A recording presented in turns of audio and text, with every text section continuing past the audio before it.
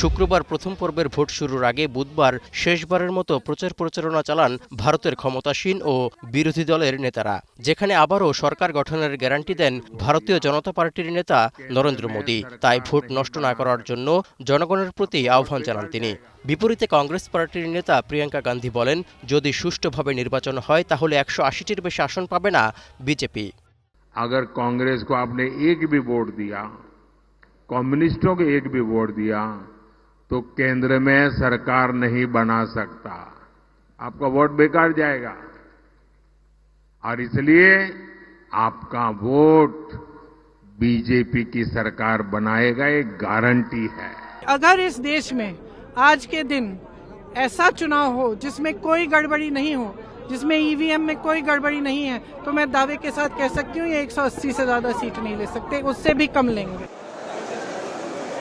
7 পর্বের লোকসভা নির্বাচনের মধ্যে প্রথম পর্বে ভারতের 17টি রাজ্য এবং 4টি কেন্দ্রশাসিত অঞ্চলের 102টি আসনে ভোট গ্রহণে এরই মধ্যে তোড়জোড় শুরু হয়েছে। যে তালিকায় রয়েছে পশ্চিমবঙ্গের কোচবিহার, জলপাইগুড়ি ও আলিপুরদুয়ার আসন, যেখানে জয় নিশ্চিতে মরিয়া মমতা বন্দ্যোপাধ্যায়ের তৃণমূল কংগ্রেস ও নরেন্দ্র মোদীর বিজেপি।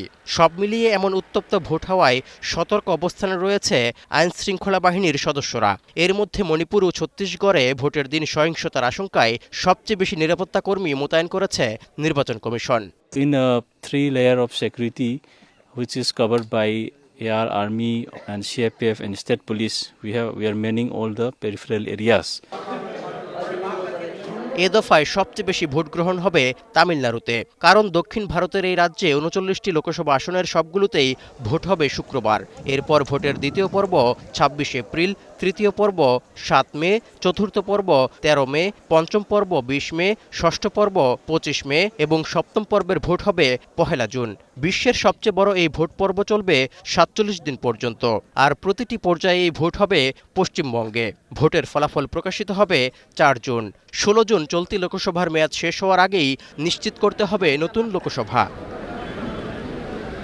আন্তর্জাতিক গণমাধ্যমগুলোর তথ্য বলছে, 1947 সালে উপনিবেশিক শাসক ব্রিটেনের কাছ থেকে স্বাধীনতা পাওয়ার পর এবারের নির্বাচনে হবে ভারতের দ্বিতীয় দীর্ঘতম ভোট।